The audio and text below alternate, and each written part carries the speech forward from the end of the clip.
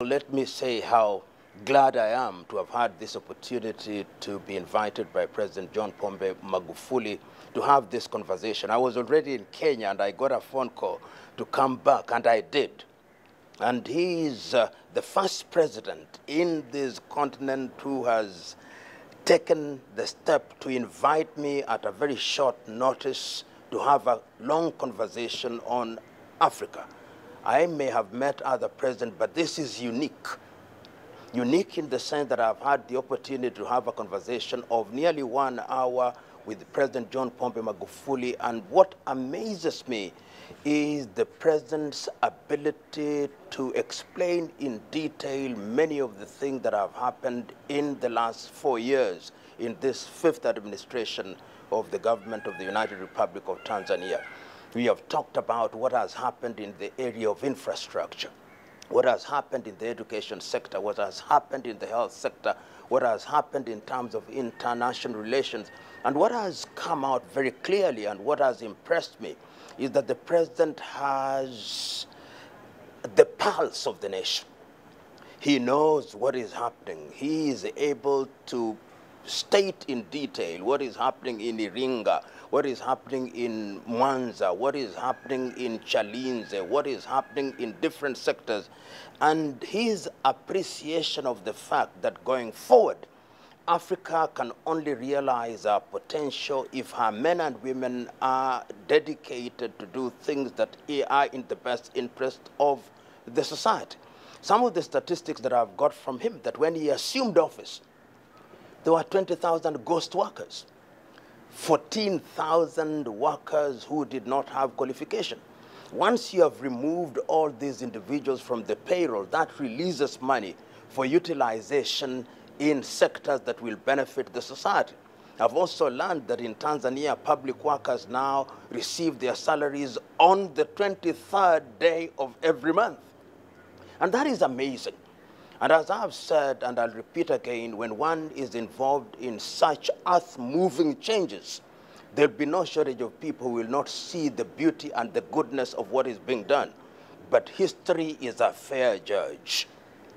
He is a judge that is able to identify the things that speak for themselves. So in the administration of President John Pombe Magufuli, what speaks for him, even if he chooses to remain silent? It is the bridges that have been built. They speak for him. It is the health facilities that have been built that speak for him. It is the increased enrollment in primary school and in universities that speak for him. It is the increment of the National Reserve that speaks for him. It is the efficiency with which funds are being utilized that speak for him. It is the discipline that now characterizes the conduct of the government of the United Republic of Tanzania that speak for him. It is the railways that are being built that speak for him. It is the improvement in the mining sector that speak for him. These things, when they speak more eloquently than words. And I am certain that that is the direction in which we should move.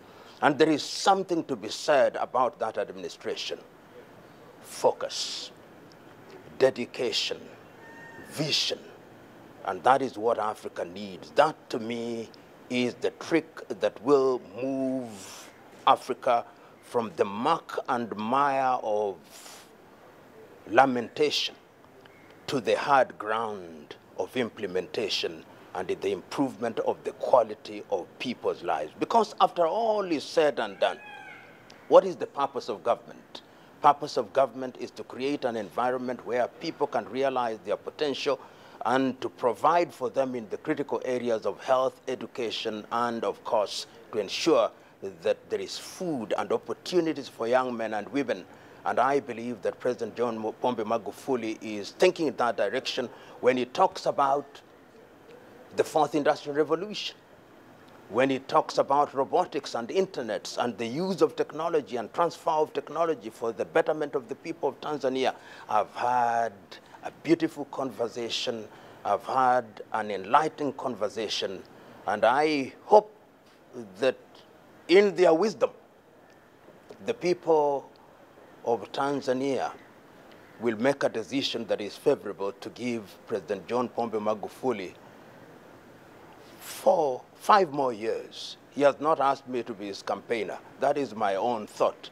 If I was Tanzania, I would say, jaribu tena, ndugu rais. What is to magulify? To magulify, which we will not find in the English dictionary, but I hope it will find a place in the next issue of the dictionary, is to create an environment where resources are used efficiently, to create an environment where leadership is disciplined, and to serve one's country with dedication and in the spirit of patriotism.